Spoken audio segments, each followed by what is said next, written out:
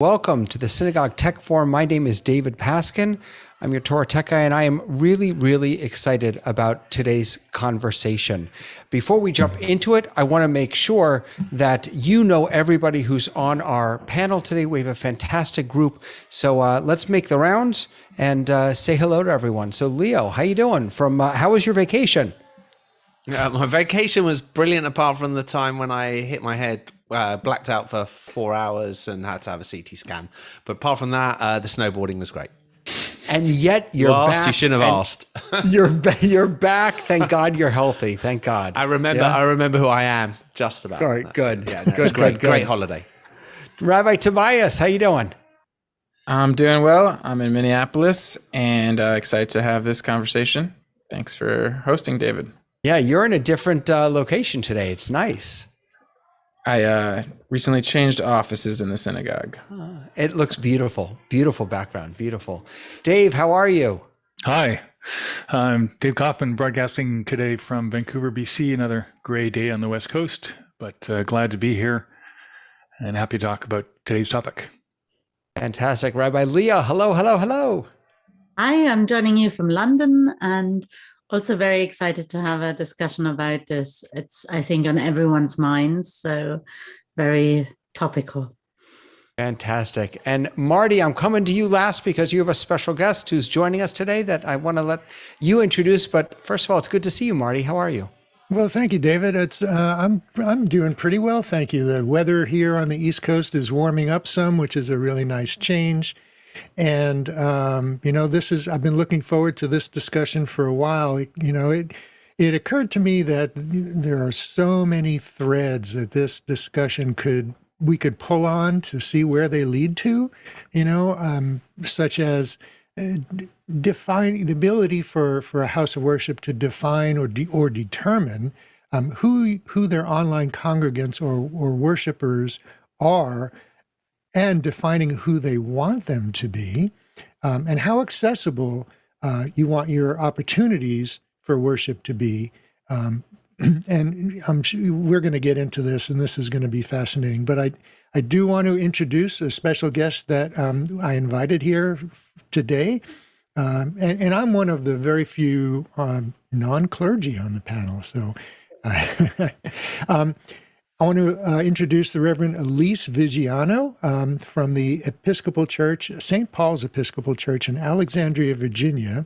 And I know her, and she owns the title Elise the Priest. So welcome. That's right. Thank you so much. I'm excited to be here. It really is fantastic to have both of you with us and the entire panel. Thank you so much for being here. So, friends, our conversation today was all prompted by an article in the New York Times, Why Churches Should Drop Their Online Services. This was an opinion piece. I apologize for the noise in the background. I have preschoolers being dismissed.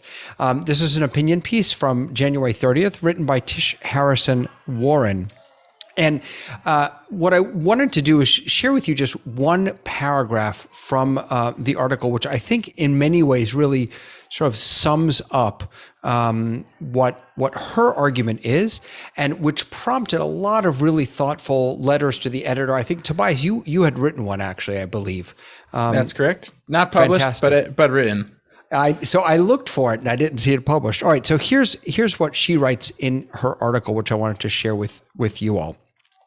Whether or not one attends religious services, people need embodied community. We find it in book clubs or having friends over for dinner, but embodiment is a particularly important part of Christian spirituality and theology. We believe God became flesh, lived in a human body, and remains mysteriously in a human body. Our worship is centered not on simply thinking about certain ideas, but on eating and drinking bread and wine during communion. That really struck me, the argument about embodiment. And that is, of course, from a religious perspective, it makes perfect sense, and it's very profoundly important in Christian theology.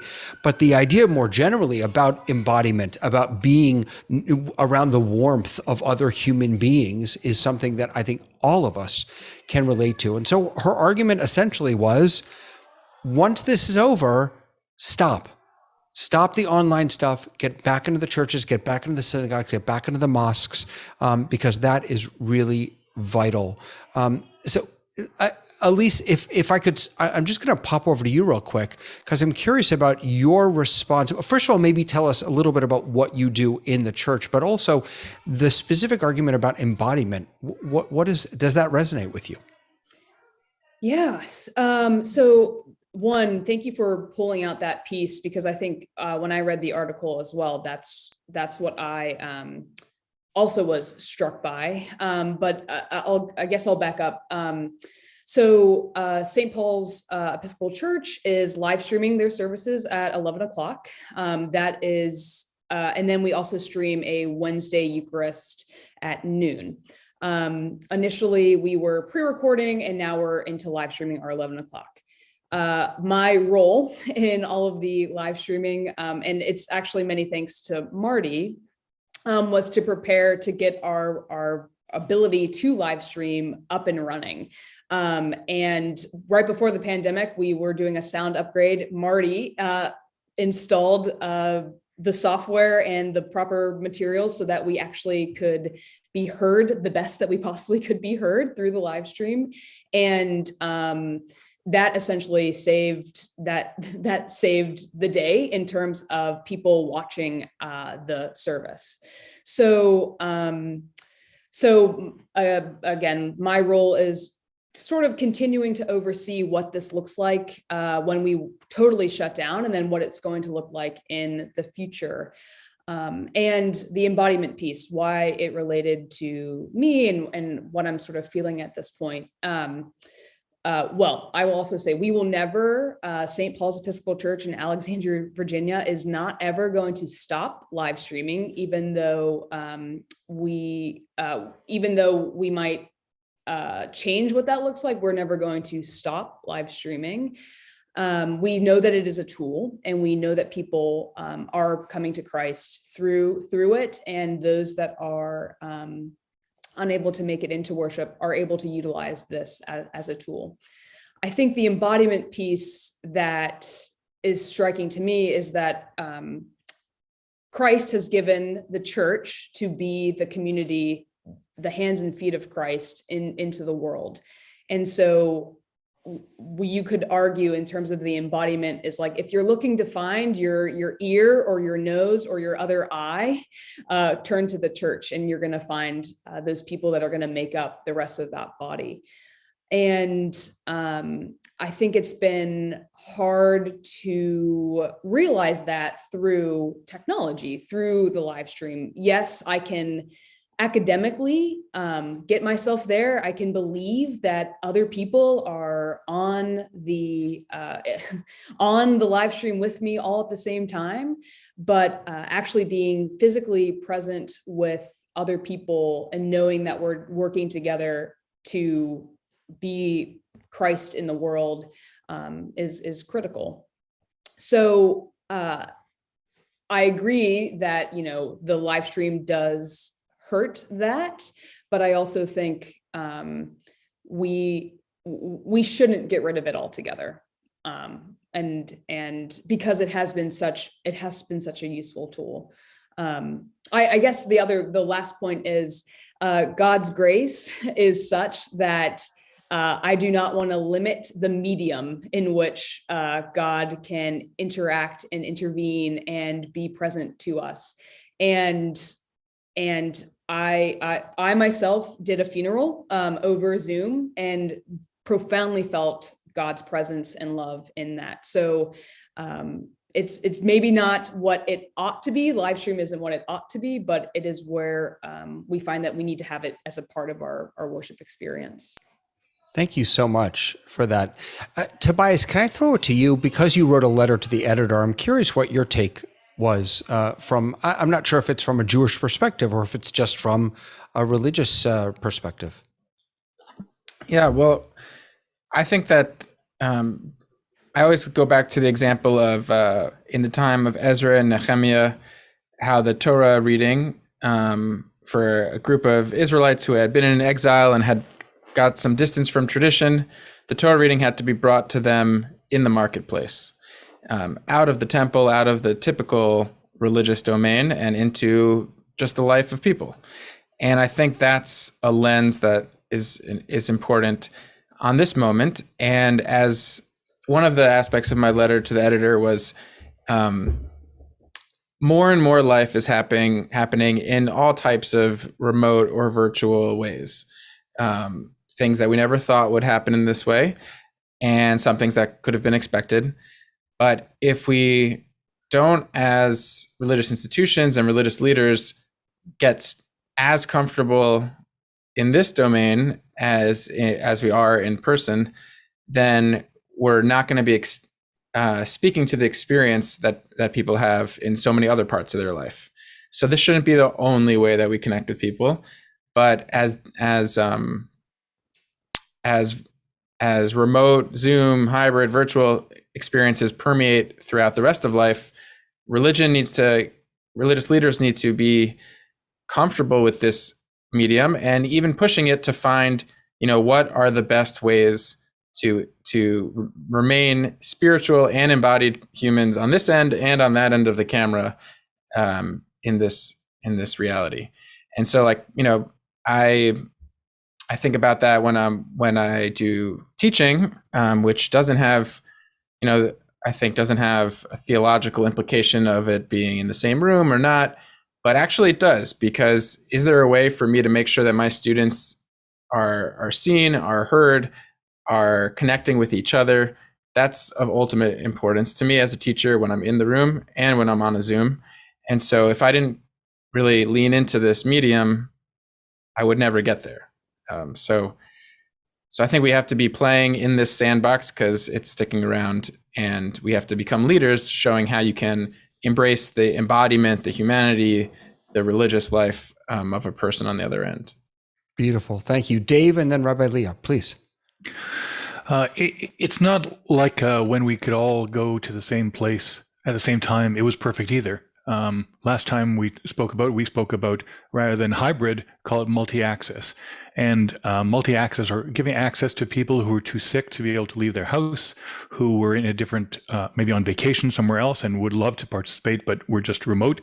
There were exclusions even when we could be together. As much as we love being together and singing together and praying together, it wasn't perfect either. So this is why I'm so excited about this multi-access model, where for us, it seems that some elements of community transcend the electrons. They get through. We can make a connection, especially for those people who are in mourning, who might not be able to come to the synagogue to say Kaddish for their loved one, or if someone is in the hospital and the community can pray for their health. These things seem to be able to surpass Zoom, and they're things that we couldn't have done if we just insisted on being in the room at the same time.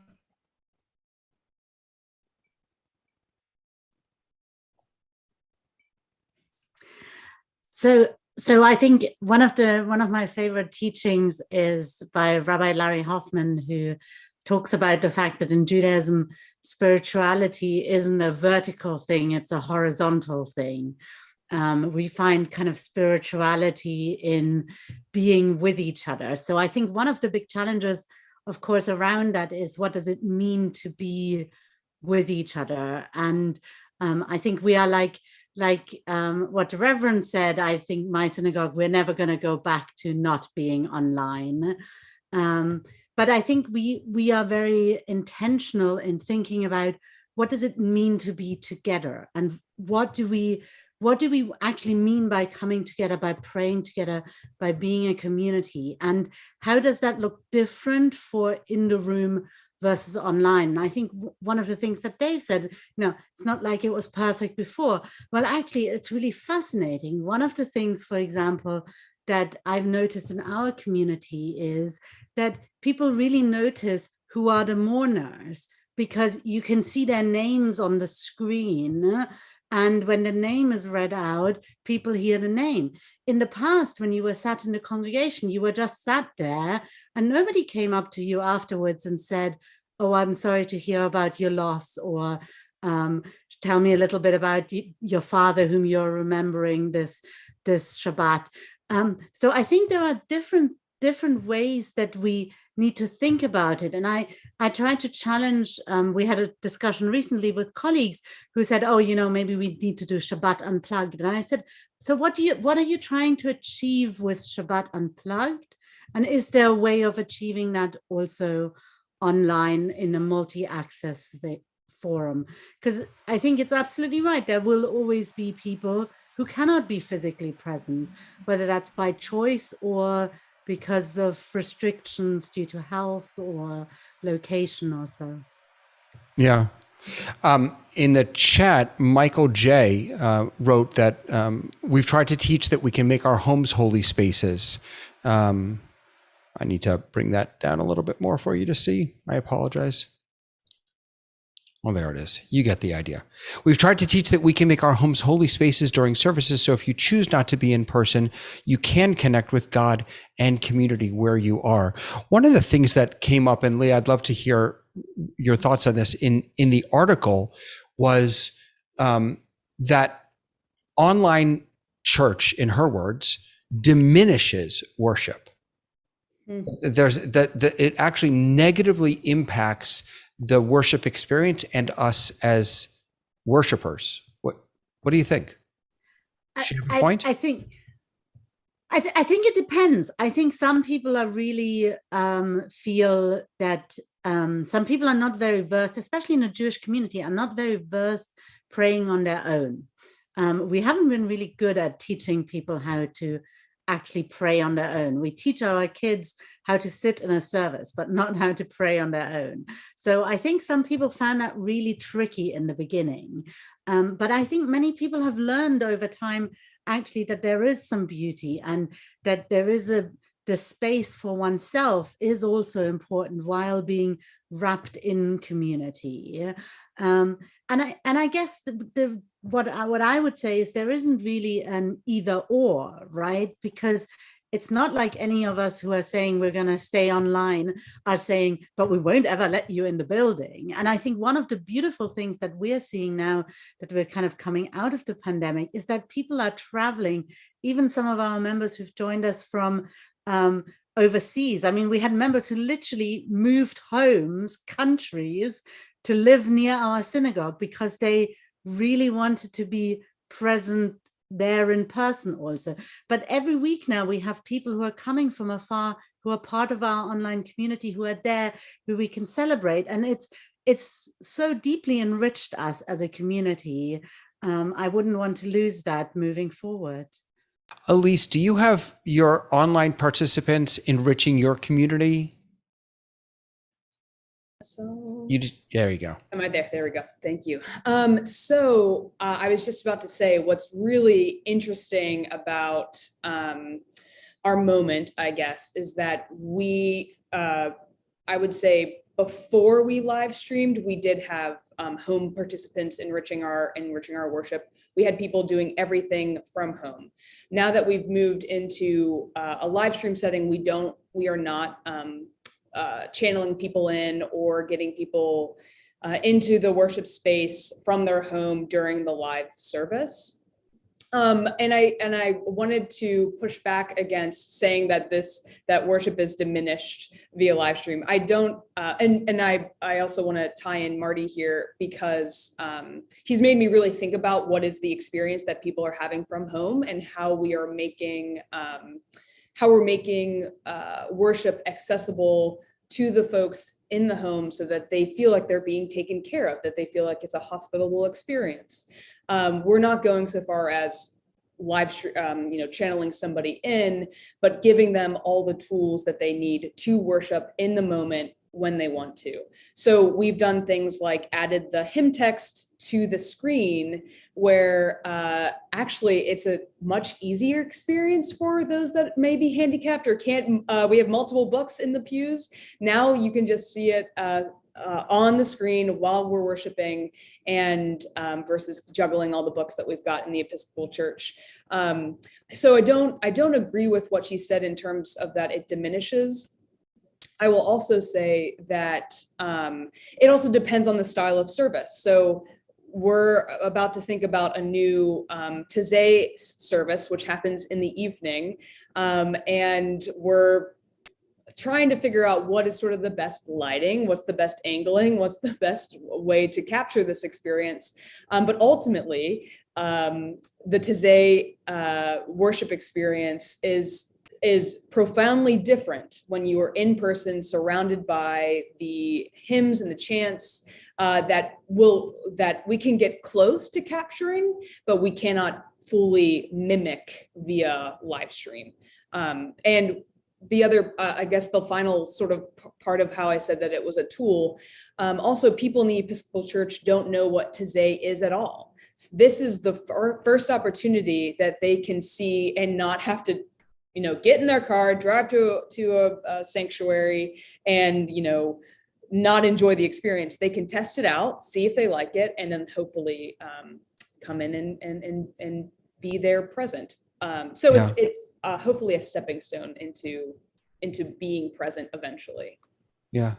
Marty, can you share a little bit of, Elise was mentioning your guidance, and what was some of the advice that you gave her and the church as they were thinking about how to use online church as a way to engage people and bring them into the community? Well, we did talk a lot about inclusion and exclusion, and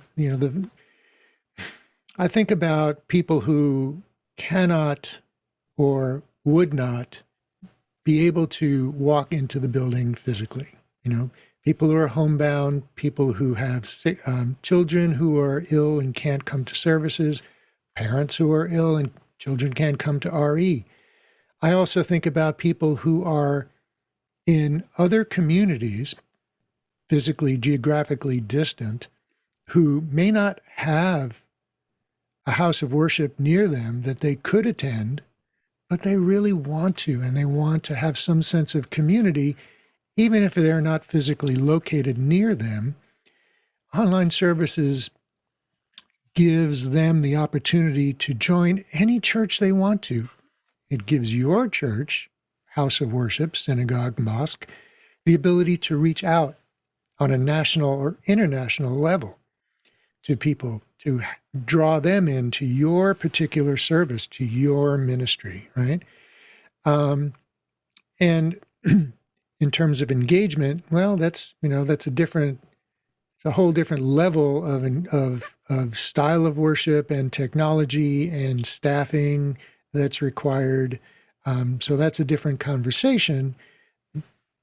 Engagement helps to deepen the level of worship and deepen the connection of individuals in community.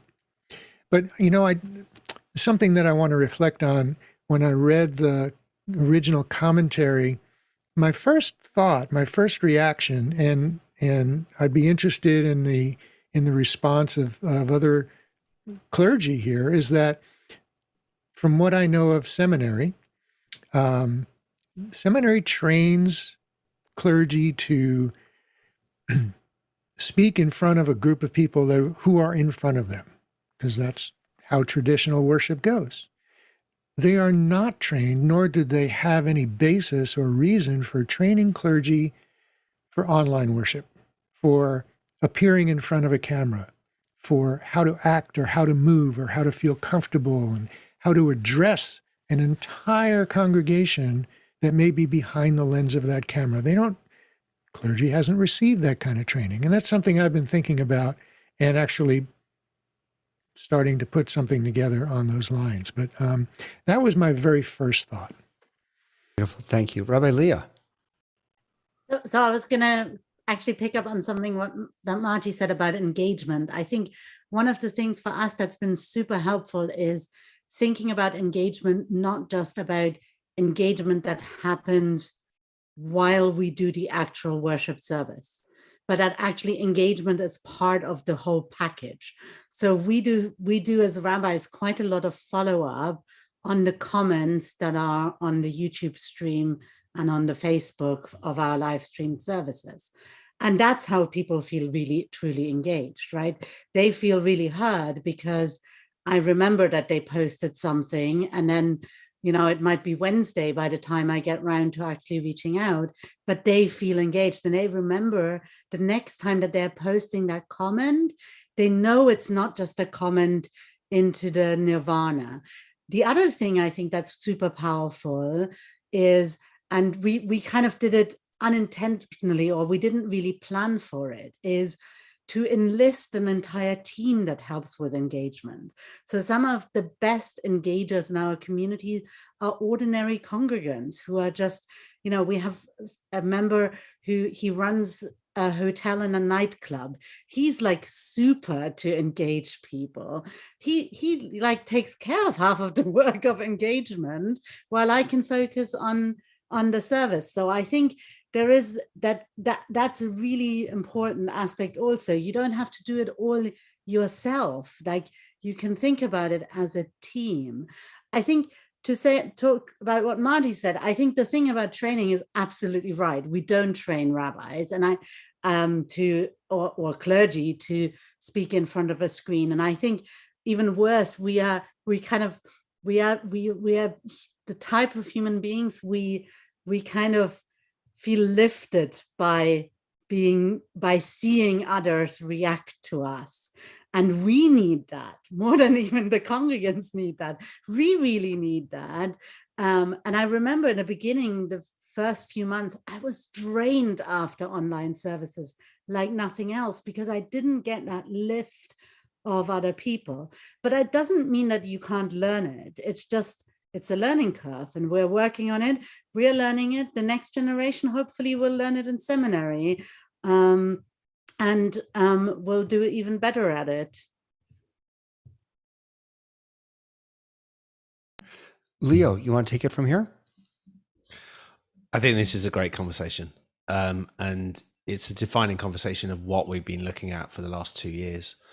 To me, you look at this and you say, and you can look at this in every religion, you can look at milestones that they've gone through, and you can sit there and go, we sit there, we've got Passover coming up, and we talk about next year in Jerusalem. Does that mean to say that what we're doing at the moment is rubbish because we're not actually following that? We're not, I would say that probably 90% of the people on this watching this will not be in Jerusalem next year. Does that mean to say that you're invalidating everything they're doing? And we even sit there and talk about by the rivers of Babylon, we sat down. What I'm saying is that if you define your need to be there as the only point of religion, you're missing the point of what religion is there for and why it drives forward. And as people who've been in on this will know, my background is in sport. I'm the least religious person on this thing here, but my background is sport. I sat there and listened to people telling me that if we take sport online, if we take sport on TV, we're going to lose sport. Sport's going to end. I don't think the Super Bowl this weekend is going to be an ending point. There's going to be more people watching it online than there are going to be in the stadium. And that is the reality of where these things go. And I just think we've got to be careful. I know it's really scary. I know that the rabbis and the priests out there are, this is super scary. Because as you said, nobody went to this. There wasn't a class on this.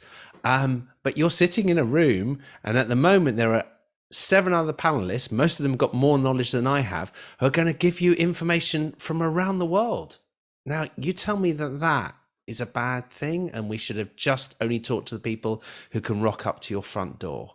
I'm just not sure that is the only way forward. And I just think it's just a fabulous conversation. And I just really, Elise, you're just loving what you're saying on this. It's just really great. Thank you so much. Elise, before I come to you, I just want to welcome Adrian, who just joined our panel. Adrian, did you want to jump in? Go ahead and Yes, unmute I yourself. did. I'd like to say that, first of all, I am not very long into being into the religion as much as I have been, particularly over the past 16 years. And I'm probably older than all of you put together. But I will say that one of the things that has been wonderful at our synagogue, both on Friday nights and Saturdays, is we have now had interactive services. So our general congregation is now taking part in the service. So the rabbi is not standing up there preaching to us, or as he put it, he was so thrilled that this is happening. He said, you know, it's so nice to have not be standing on the bema and just preaching to all of you or reading to all of you, but having you all show how much you enjoy being at services and participating in it. Whether we're doing part of the Hebrew or we're doing the English, or in the middle even of a Torah reading, actually asking a question about what that Torah reading really means today or what it meant then. We've had more people become active this way, and we hope that, I mean, we have opened the synagogue, although the past few weeks we've been closed again. And part of the reason is, like, people like me, I won't drive at night to where our synagogue is because the roads are so twisted and turned and so dark. And right now, you know, even during the day, I mean, like, we're participating in events, this Sunday with one of the churches, and I can't go because I'm not well enough to drive there, but am able to participate because now that I've made so many connections with so many people, they will come to me and help me participate. That's so beautiful. Adrian, I'm so glad you shared that. Hold on one sec, Tobias. I just want to bring Elise in. Did you want to, I'm so glad you're here, Adrian. Thank you so much for sharing that. I wanted to say what sort of hit me in this conversation is that it feels like there is formation to be done. And this is actually what I've been thinking a lot about. There's formation to be done about teaching people the theology of what all of this means and what we are doing. And what I've been frustrated with in terms of the Episcopal Church is that we're moving forward without teaching what this means to us and our theology and what we understand about God. And rather than sort of sitting back thinking, okay, this is what going forward in this way and understanding, people in a more, not just embodied, but also embodied online, we're not having that conversation. And so unless we talk to people or educate people or start discussing what having technology in our worship means, then we're doing everybody that's participating in the worship experience a disservice. So it would be, if we don't make valid, if we don't talk about why, yes, the people online are important, we would be missing the Adrians in our midst. And I don't think the Episcopal Church at large is having that conversation because we're so hung up on getting the technology right, making sure that we're, the most hip in terms of where we're producing it, where we're putting it, versus thinking about what this means to our theology, what this means to be us, a community at large. So I love that it sort of just struck me that it's not just about the tech and having it, but also what does it mean for us and as a people. Mm-hmm. Yeah, well, I wonder, once we're 10 years into the future or whatever number, does the tech kind of disappear and we're all still humans like we've been for the last thousands of years? And so it's kind of an open question still to me. What are the theological implications? What are the religious implications? Does this really change things? Or if we get it right, it just starts feeling and is more of a continuation, just like, in Judaism, there was the transition from oral Torah to written Torah, back to oral culture, back to written culture, but now we have books, but now we have the printing press. And yes, it changed things along the way, but in the grand scheme of history, you start feeling like it's all one continuous transformation. Adrian, I wanted to pick up on a point you made, which was that your virtual interactions then create a community and can bring you back in person to things because you now have the relationships and the favors from friends and all of that. And that's kind of what stunned me the most about the article, was the assumption that keeping an online engine of some kind is that it's a zero-sum game, that if we do anything online, where it takes away from what we can do in person. But what I've been seeing much more often is that a family's here one Friday night, and then they're on Zoom the next Friday night, and they're more involved in the flow of the synagogue, because even when they're on vacation, they can still be at a service. So I feel like it's really not a zero sum, that the more we're a part of our community's lives in all sorts of forms, the more they come back around to the building as well, which I've been seeing. One way I'd like to offer to push this conversation is to the question of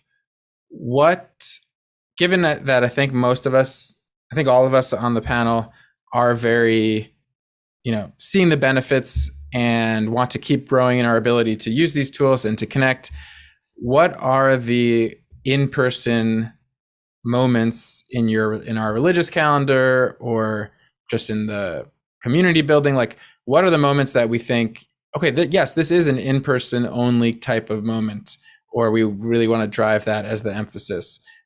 Like, I'm one example that's on my mind is I'm in a Musar. I'm leading a Musar group, which is a kind of character building through a Jewish lens group, and we started in person, then we shifted to Zoom.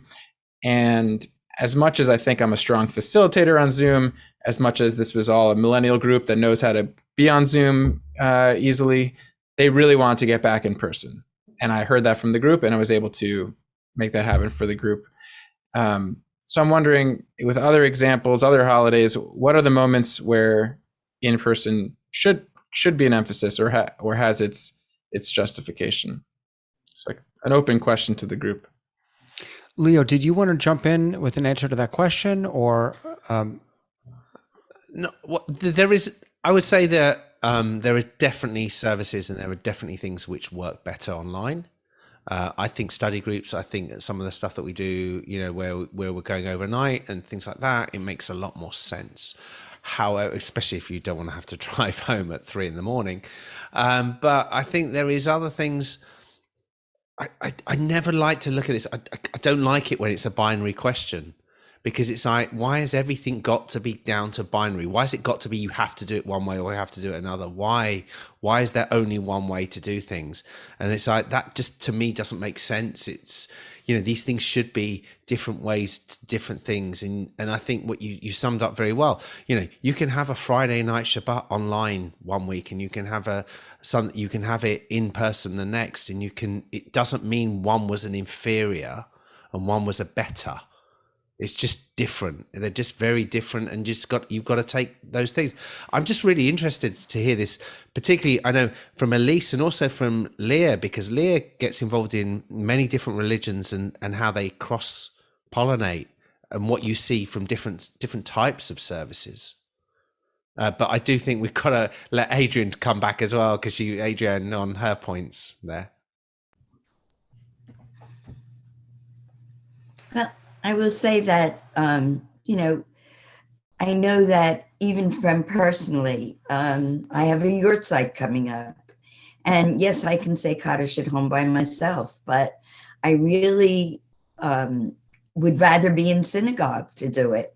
I feel more comfortable in there. I feel closer to my loved one when I'm in there. And one of the things that we actually started was, if you're there saying Kaddish, we actually have people wanting to know, the rest of the congregation wants to know who this person is that you're saying Kaddish for, and why it was so meaningful to you to come into the synagogue to do this. And we have found that's just another way. We come in, as much as we can for holidays, or just, like I say, probably when the weather gets better and I can get back behind the wheel and I can drive to temple, I will be in there more Saturdays. We'll never go in on Friday nights. They all know that, because it is so bad from where I am. and it's only 15 minutes away, but it is the most horrible roadway and no lights because it's all uninhabited. It's all like forests on both sides. So, I mean, it depends on the individual. We are planning to do all kinds of programs. And we find that we can get the children from our Hebrew school to participate better when they're at home. And they open up more to us when they feel more comfortable when they're in their own home. Some of the discussions have been overwhelming even for me to hear these young kids and what they have to say about certain subjects. But certainly, you know, and I'm from, I have to say this because it's important, it makes a difference. I am from a very, very small synagogue. When we get 25 or 30 people at a service, we're thrilled. That's like crowding, except, you know, certainly for the high holidays and everything, we'll get 100 to 125 people. That's how small our synagogue is. So it does make a difference. But we now have at least 15 people, which they haven't had before, now interacting during every single service on a Saturday. And we check on each other. Like if we get on and we see so-and-so is not there, we'll call someone and say, are you okay? Are you coming on? Oh, I didn't realize what time it was, or I'm not feeling well, or we just found out someone was in the hospital and that's why they weren't answering us. I mean, it has brought us, and I have to tell you, these 15 people range in age from 19 to 92. No, I'm not the 92, but I'm the oldest female and I am 85. And, you know, it's interesting to be able to deal with young people at 19 years of age from Israel actually joining us. We have people who have gone, as you said, on vacation and from Florida are joining us, or from California are joining us.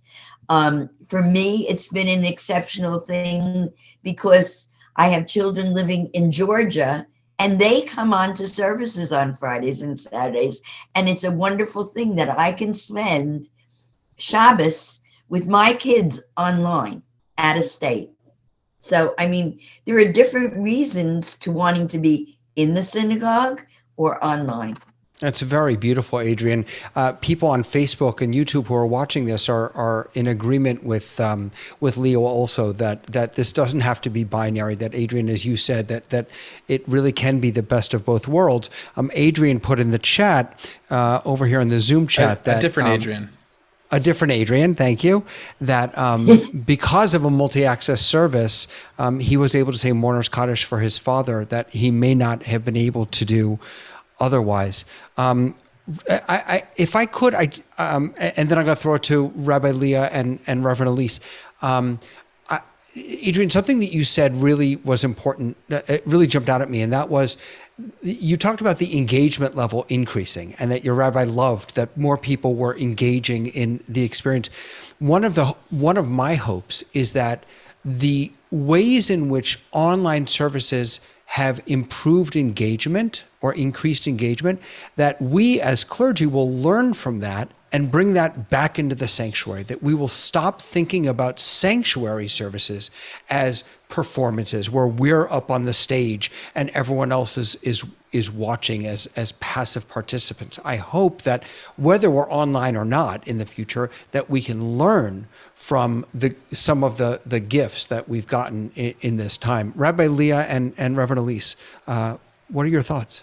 So I was going to answer Tobias's question. I think for me, the one thing where I really feel there is a different power to the physically present, really truly, is the funeral. There is just absolutely nothing like the lowering of the coffin and physically taking the earth and hearing it drop on the coffin. It's just, I mean, you can do it online, of course. So my mother-in-law unfortunately died during the pandemic. We weren't able to be there. we were at the funeral. It wasn't that I don't feel like I wasn't at my mother-in-law's funeral, but I know it was a different experience. And I think it's that bereavement, that moment is such a unique moment. And so I think that power is, at least at the moment, I cannot see how to recreate that multi-access in a multi-access experience. Doesn't mean we shouldn't be streaming funerals still, but there is something where I would say if I have an option, I try to be there physically. I think the other challenge is, Leo mentioned my interfaith work. So one of the projects that I do is I co-organize an interfaith conference, Jewish, Christian, Muslim, where we try to do a lot of actually praying together. We start our morning always with meditations. It worked surprisingly well. We were the most low-tech kind of group you could possibly imagine. The sort of, venue that doesn't even have a bathroom for every bedroom kind of group. And we thought it would be a disaster online because we were like, oh gosh, do people even have computers? And it actually worked really well. I think the only thing that was a challenge is it's a week-long program, so spending all that time in front of the screen is quite hard, and it was really hard to maintain the best conversation normally happen in the moments between the programs, and creating those, even though we used Wonder and some of the other platforms, we tried to create those opportunities, but it was much more challenging. It took a lot more energy out of us. But I think that we will learn to do this better. I don't think we should stop, and we're doing the conference this year multi-access, and it's super exciting because it means we can have 40 participants from Indonesia and 50 from Tanzania, and if we'd have to fly them somewhere, we could afford 5 from each country. So there's huge benefits to doing it multi-access still, even if you lose a little. So you gain a little and you lose a little. Yeah, that's beautiful. I'm going to throw it to Elise and Dave. I haven't forgotten about you. We are going to get to you. But before I do any of that, I just have to share that Adrian just got a shout out on Facebook. Thank you for representing PJC in Central New Jersey. So you're getting some love from the Facebook world. Reverend Elise. Yeah. So I think I will say I am every worship service that we are doing at St. Paul's is first and foremost in person. I never heard the idea of multi-access until this conversation right here, right now. And I am head over heels. I can't wait to share it with everybody, blah, blah, blah. Right now, where we are, and where I do think where the Episcopal Church is at the moment, is we want people to be in the space as much as possible when they can get there. Partaking in the enchantment of the worship is just very much different in person. So, like I said, today's service, I'm struggling putting it online, but we are going to live stream it because we see our live stream as very much a tool, and we're not utilizing it how I'm hearing the other pieces of engagement are. We're a very large parish. We have about before the pandemic, we were seeing over 500 people over a weekend. So the community functions differently. And what's been important is giving people this access. And so if anything, what we're focused on is to always make the worship experience to the fullest that we can in person, and trying to capture that and put it through the live stream.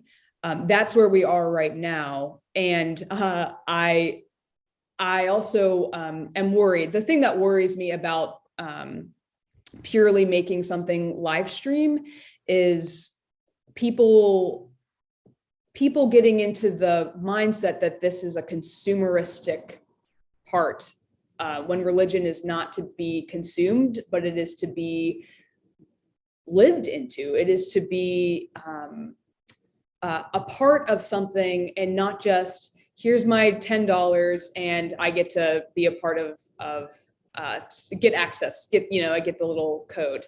And so that's why we're in this moment of discernment, but also trying not to make the live stream replacing the in-person worship. I love this multi-access term.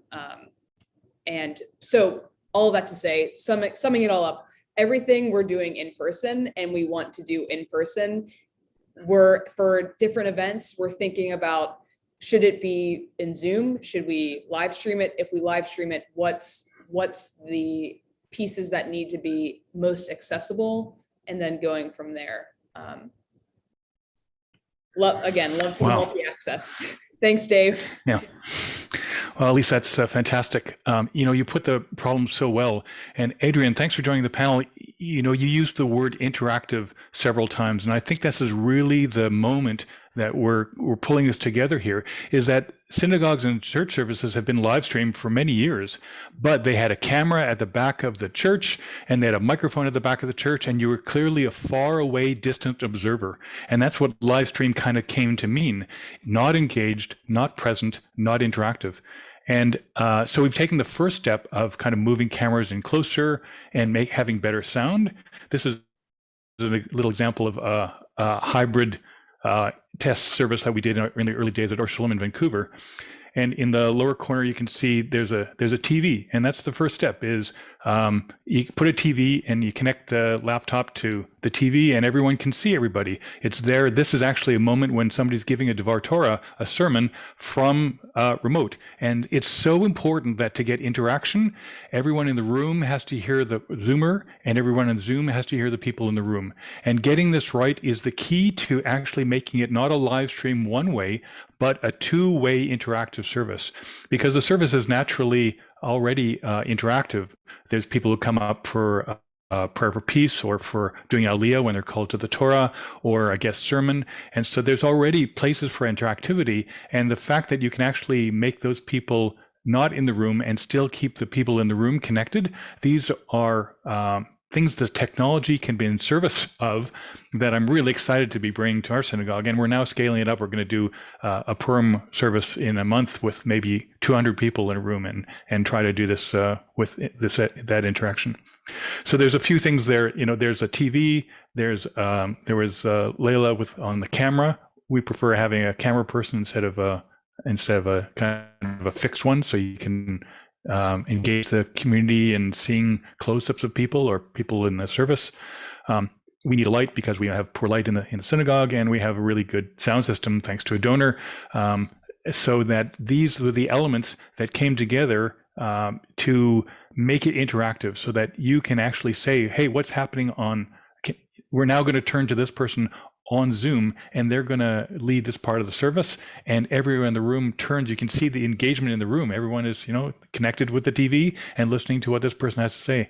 And this is the next step, I think, really for that. We should stop talking about live streaming. We should talk about engaged interactive services. That's what I'm most excited about. Marty. So, Elise and Leah, that was really beautiful, the things that you were saying about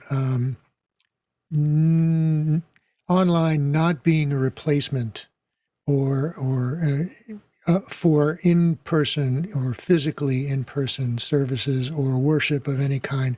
That is absolutely true, and I don't think that will ever change. What I see online being is an enhancement and additional inclusion, right? So it's not meant to replace by any stretch of the imagination, and being together with people in community in the same space can be a very powerful thing, and encouraging people to do that is really important, and no argument from me there. We think about, who doesn't have the opportunity to do that, and why should they be excluded from the opportunity to worship with those people who can attend? That's, to me, that's the important aspect of online services, web streaming services, is that inclusion. And we talked earlier about the home being sacred space for prayer, for worship. But, think about the difference of doing that in isolation, which, traditionally speaking, if you couldn't go to synagogue, if you couldn't go to church, you worship from home, but you are worshiping in isolation by yourself. And, whether you're good at it or not, it's an entirely different experience to do that with other people, even if they're not in the same room. And then Elise, you're talking about your Taizé service. It's an evening service. And what came to mind is another sort of in evening service called Vespers, which is a musical meditation style service.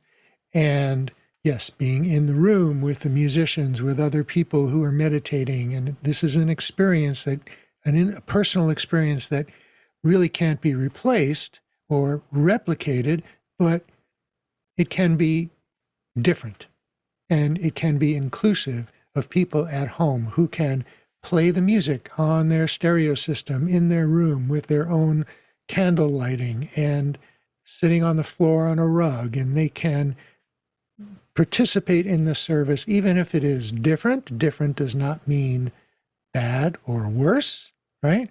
And so one of the things that confused me about the original commentary was the notion that somehow online worship diminishes the in-room service.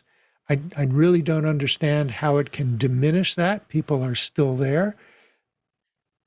It may, for the people who are worshiping from home, it is not the same experience. That is true. It is a different experience. But why not embrace that difference and take advantage of it and use it to its best advantage? Marty, I'll just mention that Michael in the chat has pointed out something that may serve as a detraction. And we've talked a little bit about this in the past. He says that they use Zoom in a private live stream, but there's pushback for the monitor and the sanctuary, right? Bringing technology, or new technology, into our sacred spaces. And he says that it's fully interactive. We're engaging these people in the Zoom, so I don't want to dismiss anything. I do think there are a lot of people that find this to be an intrusion. If they're in the room, they see it as an intrusion in their sacred space. If they're at home, as you said, they're potentially having a very different experience. Someone in the chat earlier to Tobias's question about what works better. I'll change the question a little. Instead of what should be in person and what should be on site versus what should be online, what works better in each. One person said that Purim was really, really difficult, was the least successful. And then Tobias wrote back and said it was our most successful. So of course it depends also on the community. For us, Simchat Torah, when we want to be dancing outside, there has been no way for us to really replicate that. But so it's by community, it's how are you using the technology, and all of these different pieces. Tobias, did you want to? I'm sorry, Leo, go ahead. Before you do, there was a really interesting comment on this from Crystal watching this, and she was saying that funerals in the EU celebration of life works well in multi-platform format. They've been able to combine videos of loved ones, live service elements, and remote interaction. But she also said not on the graveside. And I think that's actually a really good point. Some things will be better, some things won't, particularly for us in Judaism, the need or the desire to have a funeral very, very quickly prohibits travel, or is travel difficulties, and you're able to do something, but you're able to provide that element of being able to show live video or videos and other elements really can add something to the meaningfulness of a service. Otherwise they become, we all know it's like, which funeral was I at? I'm trying to remember because I can't get the pictures in my head because they sort of feel very there. That's difficult. So it is fascinating that you can sit there and you can look at how technology can add, it can also detract. I just know it. It's everything I ever do. It's some technology adds, some detracts. First time you put a screen in any sanctuary, it looks enormous. It takes up the whole place. And then 3 weeks later, everybody's complaining that the screen that we bought was too small. So how does that, just how it works? The same with speakers, same with everything. Yeah. But that's my own view. Tobias. I think an interesting vector of this conversation that we haven't spoken about, or Leo, you kind of mentioned it there, is recording religious experiences, right? And before this version of things, a religious experience was experienced in the moment and then could be discussed and be part of your memory, but there was no post facto exploration of it, return to it. And so now that's like a totally new reality.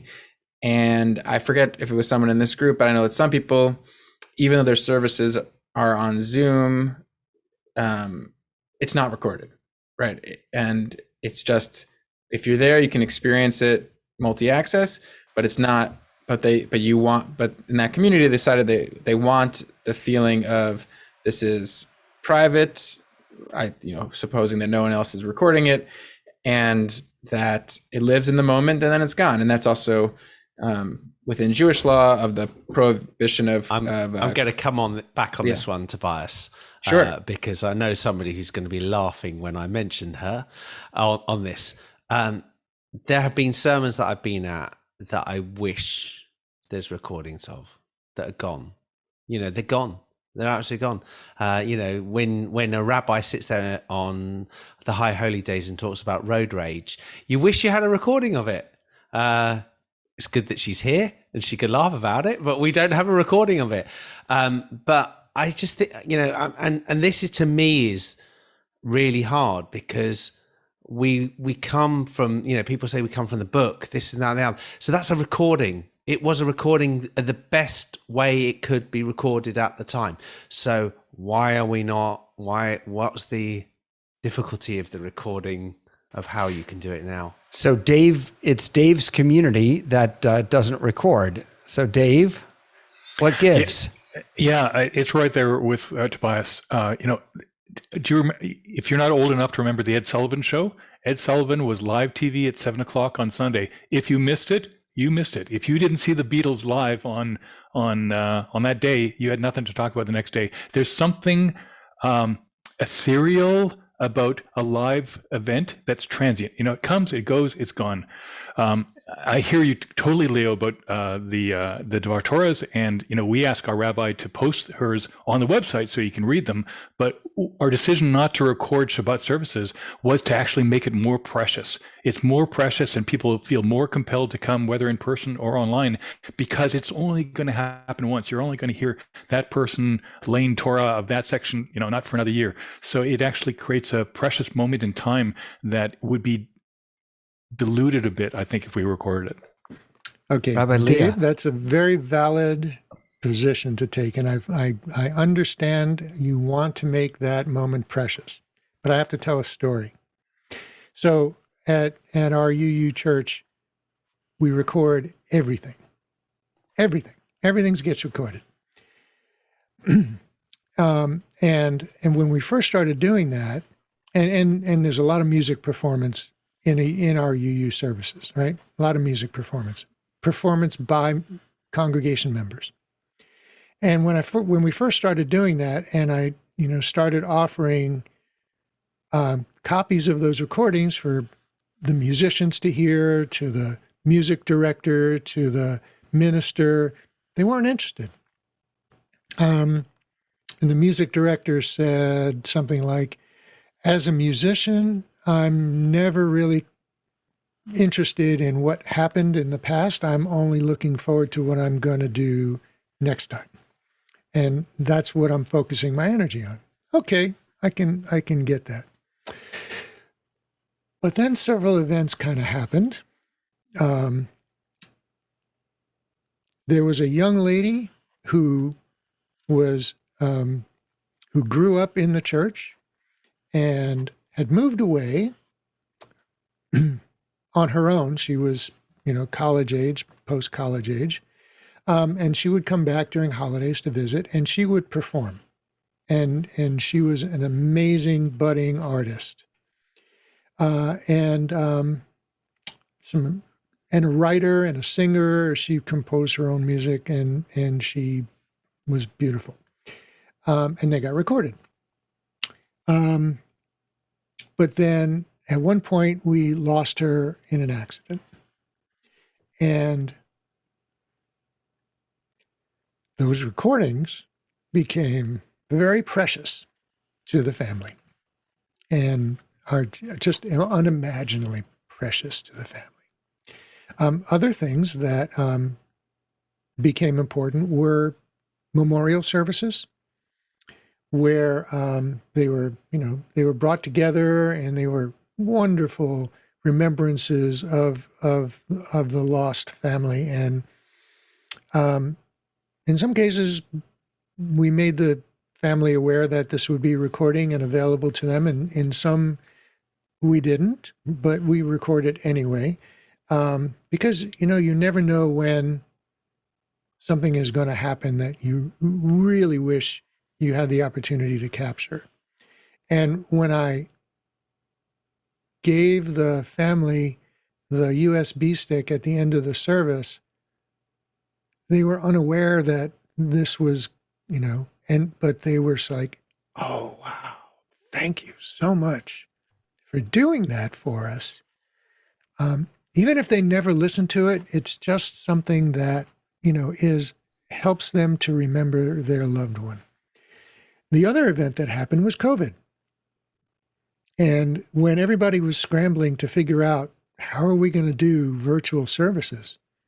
My church had this very deep library of content, music performance, sermons, all kinds of things that, they could then draw on. And they had been running, they made it a practice to mine this library, this archival library of music, to do a 30-minute prelude before every service of historical music. And the chat is open during that service, and people become pre-engaged on Sunday mornings. And they are commenting on their memories of when this song was performed and who's performing it. And I remember that, and it's so good to see people in the sanctuary, even if we can't be there now. I mean, there's so many good reasons to record and, keep this heritage of your church and of the people who are performing and participating in services, because a generation or two generations from now, their kids and their grandkids will now have this for them. I mean, it's powerful. So I think I totally agree with what Marty just said. I think we were also incredibly lucky that we had pre-pandemic, the high holidays pre-pandemic, we had recorded our services properly for the first time with good sound quality. And it was an unbelievable gift during the pandemic to be able to rely on those recordings, especially of the music. Hearing people sing in harmony was like unbelievably precious at that moment. I think there is, we record everything. We also leave everything live, basically. But I think there is also a flip side to it. And I remember in the beginning, thinking about this, for those of us who are doing this as our careers, right? It actually takes enormous, self-confidence to know that you are there on your good days and on your bad. And you have to, in a sense, embrace yourself as a whole and say, yeah, especially if you're a bit younger and you're like, I might want to change jobs. They can dig through all my best moments and my worst moments. They never used to be able to do that, right? Your committee could come, maybe send a spy once or twice, but not really. Now they, have hours of material. So I think there is like a lot where we as clergy also have to work on ourselves, and it's hard to watch yourself. And like, for example, I'm a crier, so I cry during my sermons when I get really angry about the state of the world, like about poverty. I cry because it makes me so emotional. And there is like something about like, it's not the prettiest on screen, right? It's real, it's like raw, and we're used to that live. But watching that recorded, it's like, it takes that extra of, okay, I'm going to let go and I'm going to offer all of me to the world forever. Even when I don't look my prettiest, or it's not so much the looks that I mean, but like, even when I'm not at my best. So I do understand some of our colleagues who get really, really anxious. And it is tough. Like, we had moments where my colleague and I, we sang so badly. I mean, normally we're okay, but we just tried a tune. It was so bad. It was so bad we had to laugh in the middle of it because it was so bad. And there was this moment where we're like, shall we delete it? And no, it's actually really funny. It was so bad. We'll look back at it of how bad we were. So, but it does take a bit of confidence to say, I'm gonna leave that there. Reverend Elise. So I think it's taken, what's interesting about recording things and then putting them out there in the world. We had already wanted to do that before the pandemic, and it took forever in the old system that we were using. So when today, when we've live streamed and we've put the sermon online instantly, my boss, Orrin Warder, is like, oh my God, this is the best day ever. Like, I can't believe we've done it. So that has been a real positive to live streaming. The interesting thing that we're discerning and working through right now are our adult forums. We want people in the space for our adult forums, and this is like an education class esque like thing. Could be also a lecture, more like a seminar. And where I'm currently standing and sort of holding very firm, the line I've drawn in the sand is that we will record and we will post the adult forum later on for all to see. But in order to bring people back into the space, we are not live streaming it at the time. The interesting thing, so I have a marketing background, so I'm really diving into the analytics of what we're seeing in terms of engagement and when people are engaging. We don't see a tremendous amount of people joining the live stream at the very minute that it starts. And if anybody has an answer to any of this, please tell me, because I cannot figure it out. But we see, we'll go from seeing maybe about 75 people on the live stream on live at 11 o'clock. We'll get up to 200 people depending on the week, throughout the week. And so part of what I'm trying to figure out in terms of human behavior is, clearly people want these services. Clearly people want to be engaged with their faith. But something is preventing them to getting to the space in the moment at the time. And so they're watching it on their own terms. So that is an incredible thing. But where I'm sort of drawing the line at this point is, if we want people in the space, we're going to record and we will post it later on our YouTube, on Facebook, whatever channels we're trying to get there. So it's, and I will say also initially, we didn't have, why we did not live stream. We pre-recorded and I edited with the help of others, the service together to release on Friday. So it was the Sunday service released on Friday.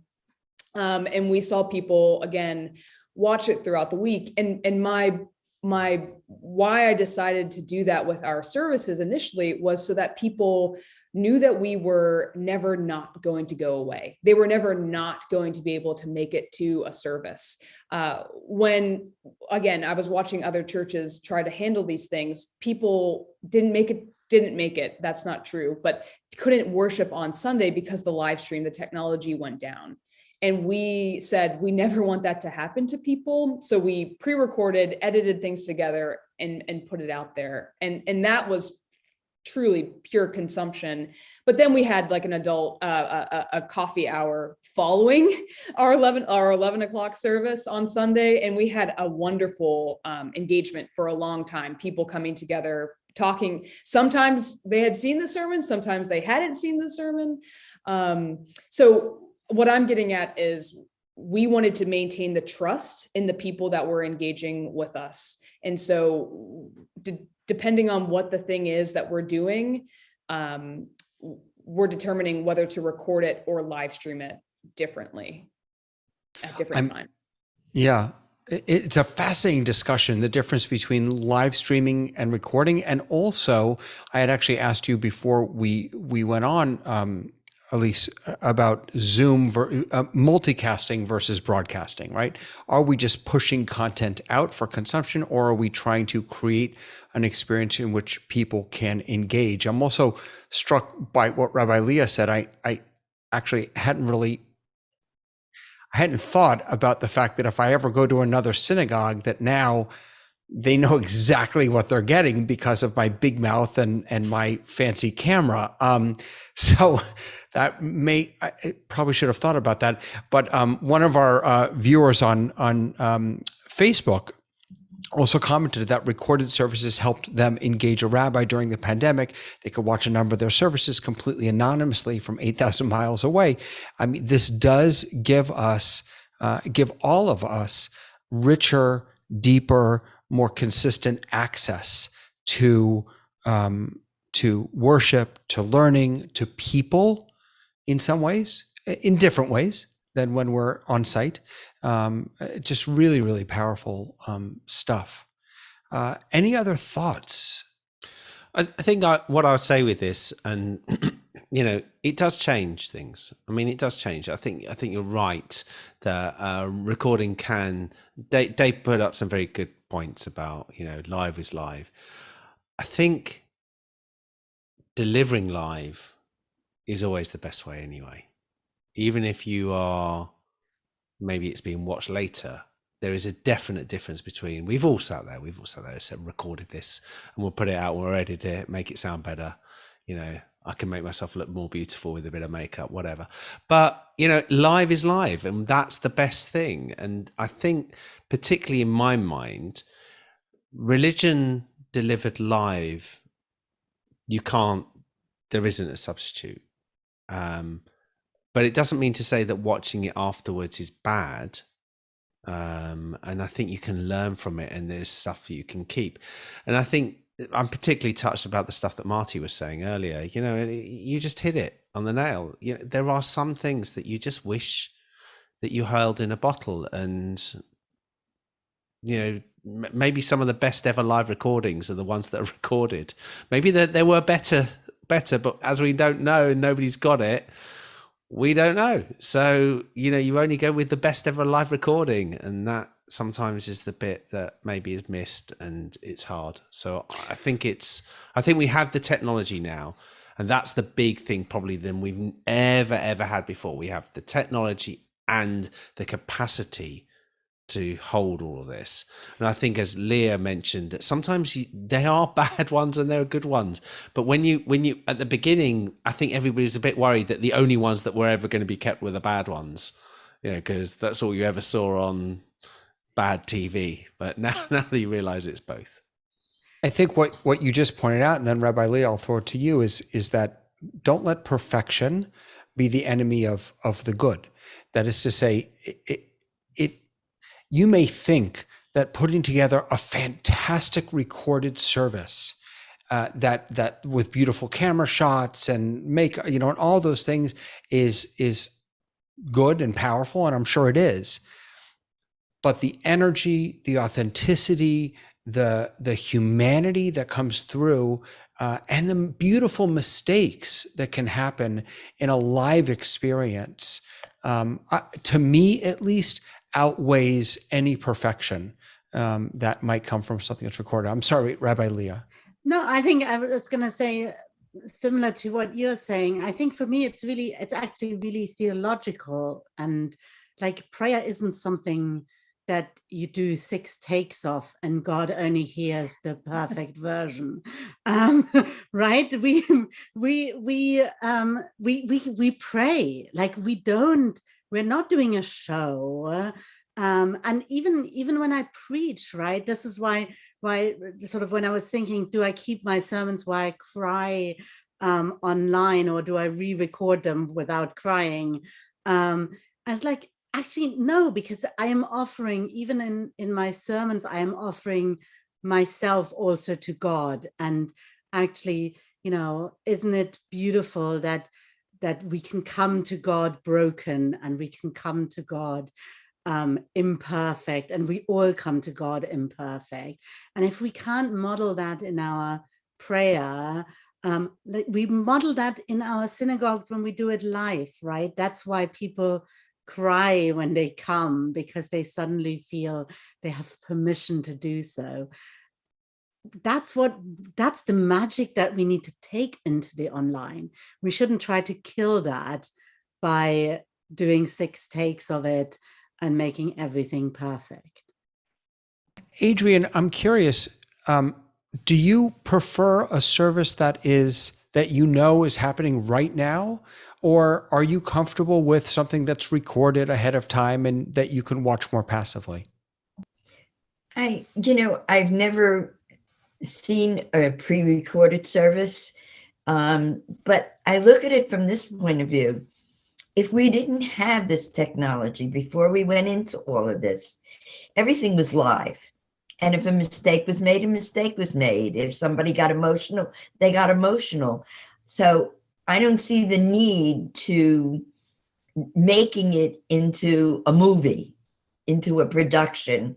I see the benefit of nobody's perfect, and we all make mistakes, and we all have emotions in different ways, whether we laugh at something that somebody else might cry at or vice versa. I just feel that, it being from the heart and from, just real, and to me, that's just as good. I mean, I really don't see the need for that production, but maybe in huge synagogues where you're talking about 500 people coming to a service. I've never belonged to a synagogue that was that big, even as a younger person. So I don't know what that would mean, but to me, coming from the heart and being what you're feeling or saying or thinking at the moment is important to me. When I was a congregational rabbi for 20 years up in Massachusetts, and every year on Yom Kippur, pretty much every year during the sermon, an older gentleman would pass out, and we'd have to stop everything and call an ambulance. And he was always fine, thank God. But like that became a part of the realness of that day. And it was, as long as he was okay, there was something beautiful about it, that we allowed ourselves to be open enough and honest enough to let whatever happens. And so thank you so much for sharing that, Adrian. And also it just shows the compassion of people during an incident like that, or the reaction of people, and how real we all are to accepting things like that or helping with things like that. Absolutely. Absolutely. Friends, I want to be conscious of our time. Marty, I'm going to give you maybe the last word, and then we'll wrap things up for today. You need to unmute, Marty. Oh, I think Elise raised her hand. I'd like to hear from her first. Forgive me, Elise. Thanks. I think one of the things that I think I want to convey just ultimately is that one, this having a live stream has offered a lot of opportunity, and I am so grateful. What worries me is ultimately if we don't start to talk about, which we have talked about here, the impact of being a part of worship, truly being a part of it, and not just thinking of it as a consumer, something to be consumed, because that religion all over the place, whether it's Christianity, Judaism, Islam, it's not only to be consumed, it's to be lived out. It is to experience God's grace, and having the multi-access is critical. I think our culture right now, though, is making the claim generally that we can just consume spirituality, we can just consume faith, and that will and it is just transactional. And so ultimately, I feel like I'm amongst many friends here that agree with me and support me, and that we're all working to make sure that that's never going to be the case, with technology, without technology. And it's been great to just hear other facets of this conversation. Thank you so much, Marty. Yeah, thank you. That's a really important aspect of this entire conversation, which has been fascinating, and we've pulled on so many threads in this fabric that we're talking about worshiping in person and online. Just a couple of things I'd like to tie together here is, Elise, the act and the emotion and the experience of worship is something that we all have to keep in mind. And as a non-clergy, as a technologist, as a consultant, as a contractor, as a person who puts his hands on the equipment, there's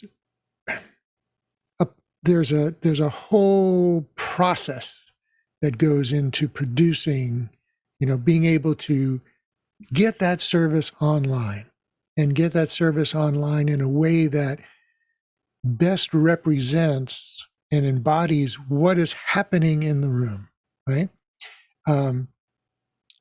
Prior to COVID, there have been congregations who were web streaming, and some of them did a pretty good job at it. I'm thinking mega churches who put a lot of energy and money and resources into it, but smaller churches, who had enough foresight to say, there's something here. We want to be able to include people who can't come. So let's put a camera in the back of the room, and there's a wide shot, and there's a microphone, and that, and it just was not a very good presentation. It was not, there was no emotion to it. It was like the minute the person leading the worship was like a tiny little person way in the back there.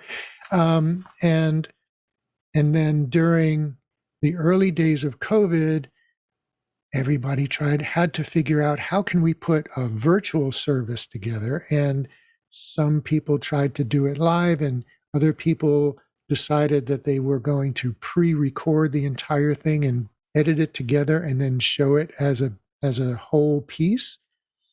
And there was a big difference in how that came across to the person watching at home, right? Trying to do it live and trying to figure out how Zoom works and how to do a screen share without all these pop-ups and this, this data bar going around the bottom, and desktop is now showing by. So all of these distractions, and I know more than one church who decided we can't have that. That's not helpful. We're going to pre-record everything, and then have somebody edit it all together. And in that way, we can do graphics. We can do, we can have people sliding up in here and there, and we can put people where we want them. We can be more intentional about the presentation that we show to people. And they had a lot of success with that.